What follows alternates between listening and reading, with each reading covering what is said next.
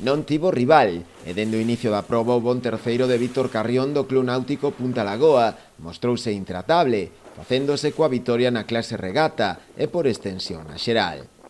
Por detrás del, na súa clase, entraron o Peperetes Nortemar, de Xosé Manuel Millán, do Real Club Náutico de Regatas de Galicia de Vilagarcía, e o Siradella, de Francisco Gude César Álvarez, do Náutico de Portosín.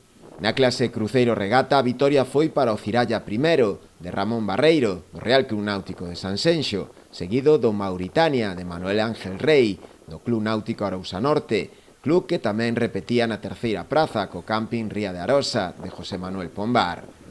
A última das clases, a Cruceiro, houbo dominio dos barcos do Real Club Náutico de Portosín. O triunfo foi para o Bacor, de Javier Villamil, seguido do Escora, de Miguel Reboreda, e o Montaraz. Rematada a regata, como é costume, celebrouse a entrega de premios nas instalacións do Real Club Náutico de Portosín, club organizador da proba.